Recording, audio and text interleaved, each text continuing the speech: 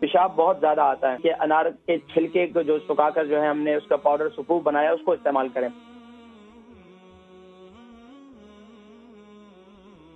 السلام علیکم ورحمۃ اللہ وبرکاتہ۔ وعلیکم السلام ورحمۃ اللہ وبرکاتہ۔ جی، نام عمر، وزن؟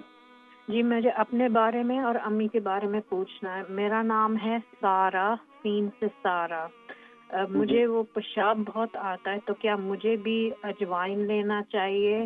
اور امی کے بارے میں یہ ہے، وہ ان کی عمر ہے 80، نام سلطانہ، وزن 61۔ اچھا، پہلے سارہ بہن آپ کی عمر کیا ہے، آپ کا وزن کتنا ہے؟ میری عمر ہے 52 اور وزن 70 kg 70۔ اچھا، یہ بتائیں شادی شدہ ہے نا؟ ڈیورسی ہوں۔ تو نہیں، بچے کتنے آپ کے؟ ایک بیٹی ہے 19 سال کی۔ ٹھیک ہے، اس کے علاوہ منتھلی ایام ٹھیک ہے آپ کے؟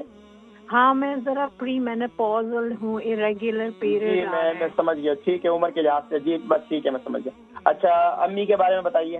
جی، امی کا نام ہے سلطانہ، ان کی عمر ہے 80 سال، وزن 60 kg۔ ان کا پیشاب کا انفیکشن تو ختم ہو گیا، تو کیا ابھی بھی ان کو انار کے چھلکے اور اجوائن پستے ہوئے کھانی چاہیے؟ اور وہ ان کا ہفتے میں 3 دفعہ استعمال کریں۔ انفیکشن تو ختم ہو گیا کیونکہ اینٹی بایوٹک کھائے تھے۔ ہفتے میں 3 دفعہ 2 دفعہ استعمال کرتی رہیں، کیونکہ جو ویسے بھی وہ ابھی تک بہت پیشاب آ رہا ہے انہیں۔ ہاں نہیں، ابھی یہ استعمال کرتی رہیں، ہفتے میں 3 دن استعمال کرتی رہیں، ٹھیک ہے؟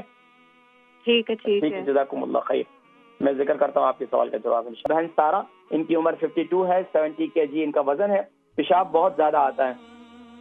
تو میری بہن آپ بھی وہی نسخہ استعمال کریں جو آپ کی امی سلطانہ استعمال کر رہی ہیں، یعنی کہ انار کا دانہ، یعنی کہ انار کے چھلکے کو جو سکھا کر جو ہے ہم نے اس کا پاؤڈر سپوف بنایا اس کو استعمال کریں۔ اچھا، اس کے علاوہ آپ اس کے ساتھ جو ہے میں نے بتایا جیسے اجوائن وغیرہ، لیکن آپ ماشاءاللہ اگر آپ کو شوگر وغیرہ کچھ بھی نہیں ہے تو آپ کیا کیا کریں کہ دن میں 1-2 چھوارے کھا لیا کریں۔ چھوارے جو ہوتے ہیں خشک کھجور جسے کہتے ہیں، تو چھوارے جو ہے وہ کھا لیا کریں آپ، اس سے انشاءاللہ العزیز آپ کے جو ہے اس سے فائدہ ہوگا۔